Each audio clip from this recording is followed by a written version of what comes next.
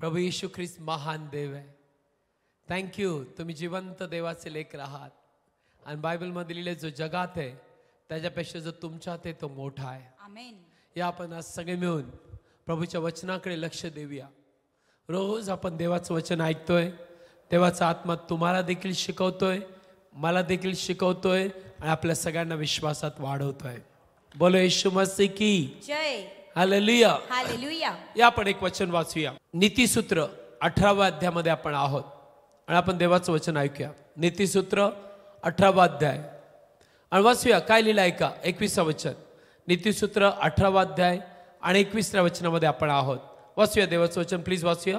मरण व जीवन जिभेच्या सत्तेत आहेत आणि तिची आवड धरणारे तिचे फळ खातील. परत एकदा. Proverbs 18 chapter 21 word. नीतिसूत्र 18वा अध्याय आणि 21वा वचन वाचूया.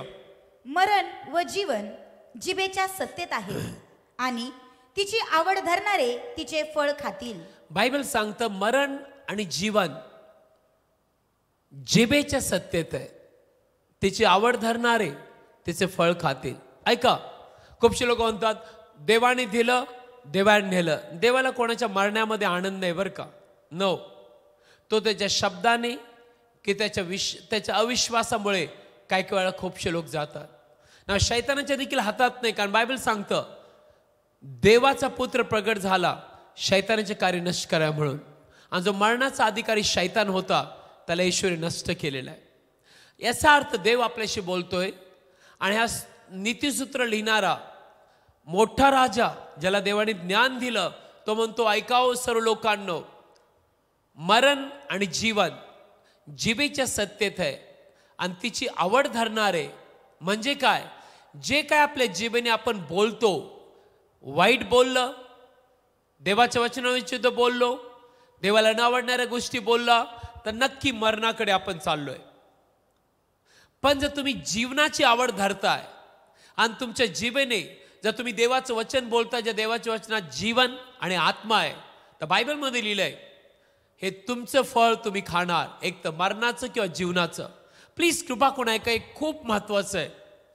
मी अनेक बिलीवरला पाहतो, त्यांचा नवीन जन्म झालाय, ते येशूमध्ये आलेत, ते आत्म्याने भरलेत, पण त्यांचं बोलणं नाही बदललं आणि त्यामुळे त्यांचं जीवन नाही बदलणार. त्यामुळे त्यांच्या जीवनामध्ये त्रास आहेत. का? कारण लक्षात ठेवा, शब्द सगळ्यात महत्वाचे आहेत माणसाच्या जीवनातले. शब्द म्हणजे सामर्थ्य आहे. बायबल सांगतं देवाने शब्द बोलला आणि सगळी पृथ्वी आणि आकाश आणि स्वर्ग आणि बायबल सांगतं सूर्य चंद्र तारे निर्माण झाले. शब्द. आणि देवाने ते शब्द आपल्या मुखात घातलेत आणि देवाने आपल्याला सांगितलं माझ्या मुला माझ्या मुली ऐक, तुझ्या जिभेवरती तू ताबा ठेवू शकतो. तुझ्या जिभेने तू काय बोलतोय, जेणेकरून तुझे शब्द रिकामे नाहीये. एक तर देवाचं वचन तुझ्या जिभेवरती असेल तर तुझे जीवनातले जिभेवरचे शब्द तुला आशीर्वाद मिळवून देतील, आरोग्य मिळवून देतील, तुझ्यासाठी जे तू बोललास ते मिळवून देतील. पण जर तू देवाचं वचन जिभेने बोलत नाहीये, लक्षात ठेव ते वचन तुझ्या विरुद्ध उभे राहतील आणि तू त्रास स्वतःसाठी करून घेशील. म्हणून विलीवर लोकांनो, प्लीज आपल्या जिभेने देवाचं वचन, देवाने सांगितलेले शब्द बोलायचा निर्णय घ्या. अनेक लोकांना देवाचं वचन बोलायला आवडत नाही.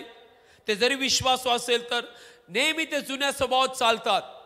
मेलो मेलो मेलो, खकान झालं, आता असं झालं, आता असं होणार आहे, आता पाऊस आला, आता वारं आलं, आता काही खरं नाहीये, बघा आता आजार आला, आता मला नाही वाटत मी बरा होईल, बघा माझं भविष्य असंच आहे, बघा माझं जीवन नाही बदलणार, माझा विवाह तुटला, बघा माझी लेकरं माझं ऐकणार नाही, माझा पती दारूचं सोडणार नाही. हे शब्द जेवढे तुम्ही बोलणार तेवढं संकट तुमच्या जीवासाठी तुम्ही उभे करत आहात. पण तुम्ही सगळी गोष्ट बाजूला ठेवून जर देवाचं वचन आपल्या जिभेने बोललं तर लक्षात ठेवा, हे देवाचं वचन तुमच्या जिभेतून जे निघतं ते जीवन घडवून आणेल, ते सामर्थ्य तुम्हाला देईल, तुमच्या प्रार्थनेचं उत्तर मिळवून देईल, परिस्थिती बदलून देईल आणि तुम्हाला उंच स्थानावरती स्थापित करेल. म्हणून आपली जीभ देवाच्या वचनाने भरलेली ठेवा. कारण बायबलमध्ये लिहिलंय, वाचूया काय लिहिलंय. स्तोत्रसंहिता 109 अध्यायामध्ये आपण येऊया आणि बायबल काय सांगतं आपण वाचूया.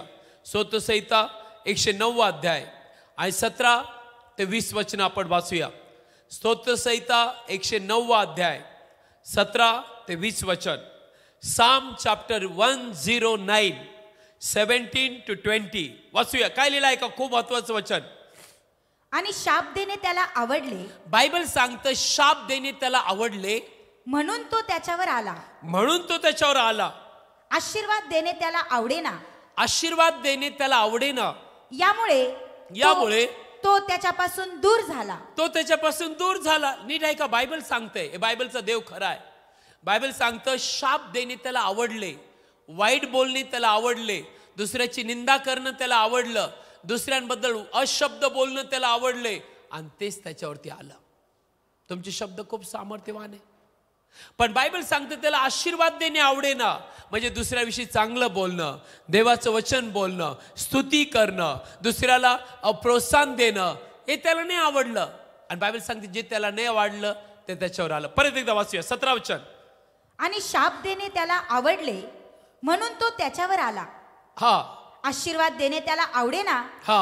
यामुळे तो त्याच्यापासून दूर झाला. ना पुढचं वचन. आणि तो जसा आपल्या वस्त्राने तसा शाप देण्याने आपणास पांघरीत असे. लिसन लिसन लिसन. जे लोक देवाच्या वचनाच्या विरुद्ध बोलतात, ज्यांच्या मुखात देवाचं वचन नाहीये, ते नेहमी निगेटिव्ह किंवा दुसऱ्याच्या वाईट बोलतात. जसं आपण आपल्या शरीरावरती कपडे घालतो ना, तसं ज्यावेळेस आपण वाईट बोलतो, आपण आपल्या स्वतःला त्या वस्त्राने, शब्दाच्या वस्त्राने झाकून घेतो. आणि ज्यावेळेस तुम्ही देवाच्या वचनाच्या विरुद्ध बोलता किंवा अशब्द बोलता, मी बघितलेले आई वडील नेहमी आपल्या लेकरांना शाप देतात, तुझा नाश हो, तू असंच हो, तू तसाच हो. काही लेकरं आपल्या आईबापाला नावं ठेवतात, तुम्ही काय करता. आणि काही पेरेंट्स, काही शिक्षक लोक, काही दुसरे लोक नेहमी दुसऱ्याला म्हणतात तू मूर्खच आहे, तू वेडाच आहे, तुला काहीच येणार नाही. लक्षात ठेवा, हे शब्द त्याच्यावरती कार्य करतात आणि त्या शब्दामुळे त्याचं जीवन खाली जातं. आणि बायबल सांगते का वस्त्र पांघरल्याप्रमाणे ते शब्द तुम्ही पांघरताय. पण आज मी प्रोत्साहन देईल, हे अशब्द बोलणारे, चुकीचे शब्द बोलणारे सगळे वस्त्र काढून टाका. आणि जे देवाचे वस्त्र आहे, देवाचे वचन आहे, ते तुमच्या हृदयात तुम्ही घ्या आणि देवाचं वचन बोलणारे बना.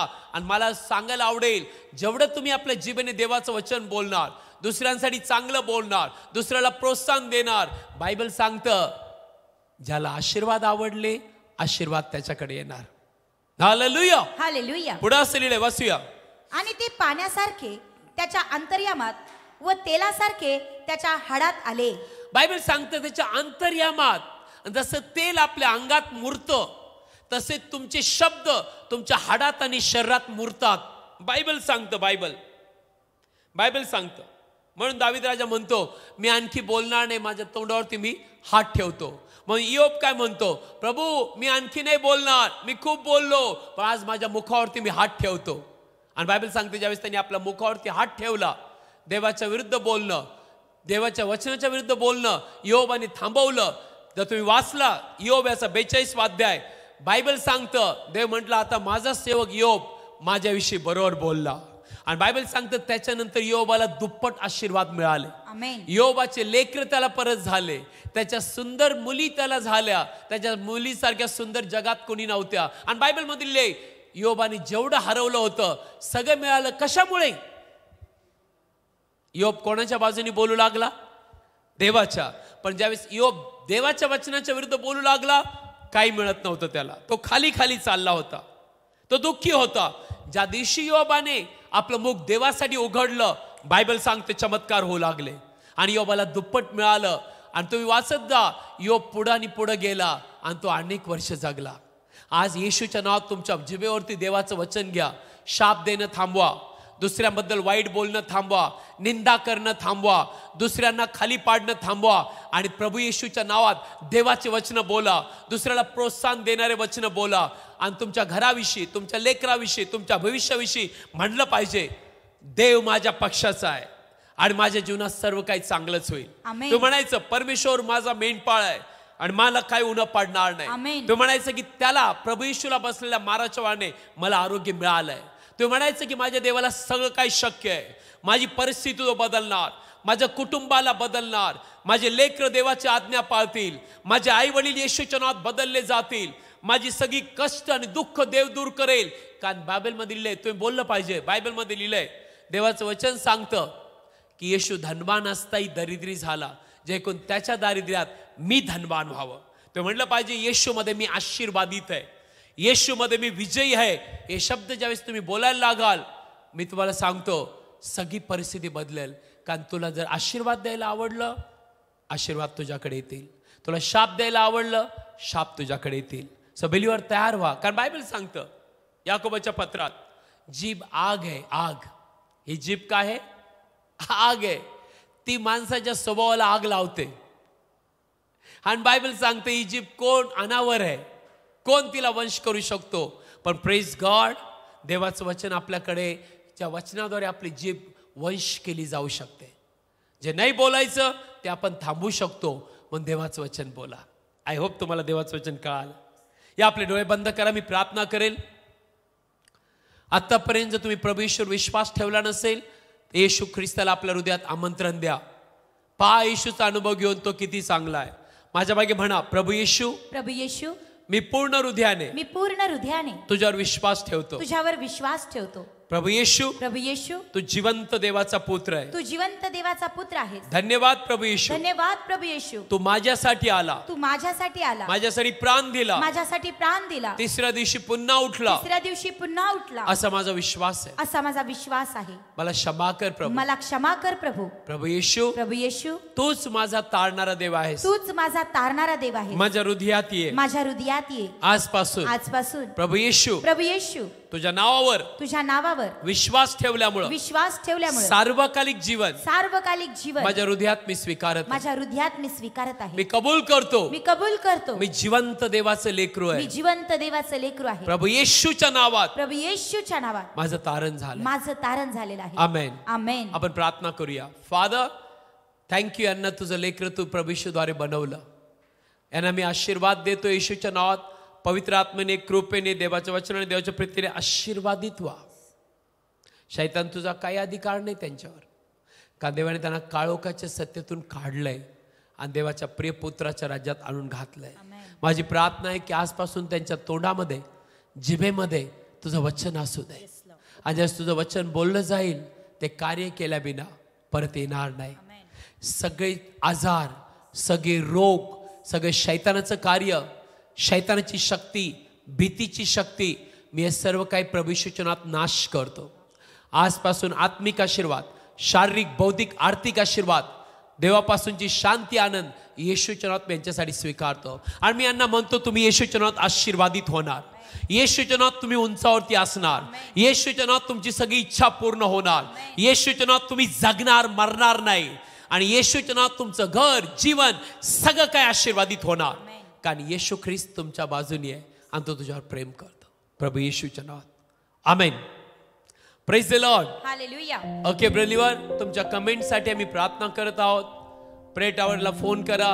तर तुम्ही विश्वासू चर्चला जात नाही, तुम्ही रविवारी येऊ शकता. खाली ॲड्रेस दिलेला आहे. देवबाप तुम्हाला आशीर्वाद करो. उद्या 8:30 वाजता भेटूया. Amen. God bless you. Thank you.